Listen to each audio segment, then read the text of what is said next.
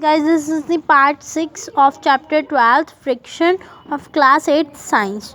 So in this part I will explain you this and this. Okay, so let's begin. The force required to overcome friction at the instant an object starts moving from rest is a measure of static friction. इसमें ये कह रहे हैं कि जब एक force है वो एक ऑब्जेक्ट है और वो रेस्ट से मूव करने जा रहा है तो वो हम कैसे मेजर करेंगे? As a static friction. Okay. On the other hand, the force required to keep the object moving with the same speed is a measure of sliding friction. On the other hand, कि जो force है एक require हो रहा है एक object को move करने के लिए at the same speed that we can measure with as a help of that we can measure like a sliding friction. When the box starts sliding, the contact points on its surface do not get enough time to lock into the contact points on the surface. जब एक box है वो start करता है slide करना तो जो उसके जो कांटेक्ट पॉइंट्स होते हैं सरफेस के वो उसके पास इतना टाइम नहीं होता कि वो एक दूसरे से इंटरलॉक हो जाएं. ओके, तो वो जो इंटरलॉक हो जाए into the contact points of the floor कि जो वो उसके कांटेक्ट हो जाए फ्लोर के पॉइंट के साथ उसके पास इतना टाइम नहीं होता. So the sliding friction is slightly smaller than the static friction. जो sliding friction है वो smaller है static friction से. static friction मैंने आपको बता दिया कि क्या होता है.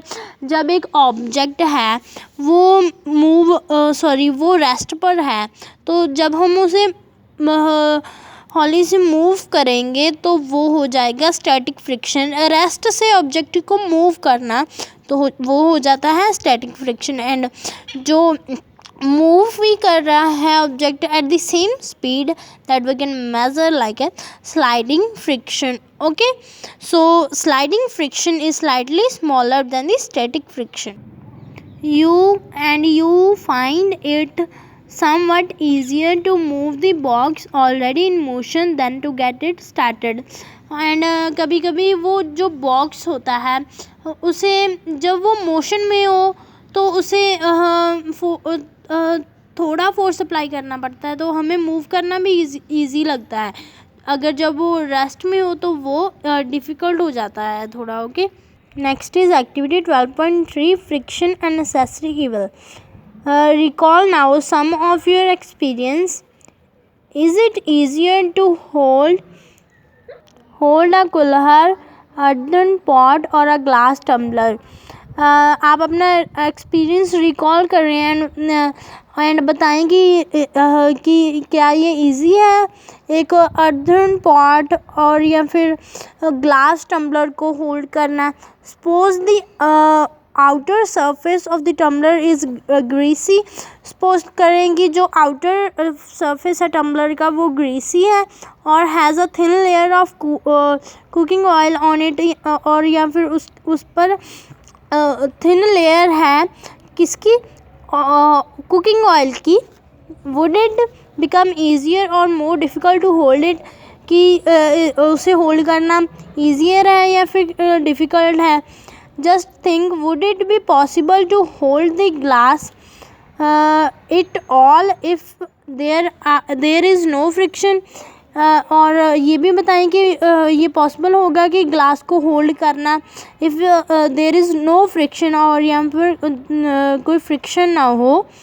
Recall also how difficult it is to move on a wet muddy track or wet marble floor. और ये भी बताएं कि कितना डिफ़िकल्ट होगा एक वेट मडी ट्रैक और या फिर वेट मार्बल फ्लोर पर मूव करना। Can you imagine being able to walk at all if there were no friction. और ये इजी होगा मूव वॉक करना अगर यहाँ पर कुछ कोई फ्रिक्शन ना हो। You could not write with pen और pencil if there were no friction. आप पेन या फिर पेंसिल के साथ पेन या फिर pencil with the help of pen and pencil also you wouldn't be able to write if there is no friction. Okay, when your teacher is writing with chalk on the blackboard, it's a rough surface rubs off some chalk particles with stick। और जब आपके teacher हैं वो chalk से right करते हैं black board पर, तो जो उसका रफ सरफेस होता है वो रब करता है, तो वो क्या प्रोड्यूस करते हैं, सम चॉक पार्टिकल्स प्रोड्यूस करते हैं which stick to black board. Could it happen if there were no friction between the chalk and the black board. और यहाँ पर जब कोई फ्रिक्शन ना होगा चॉक या फिर ब्लैक बोर्ड के बीच, तो ये पॉसिबल होगा। तो गाइज़ ये था हमारा part 6। This is the end of part 6। Bye bye.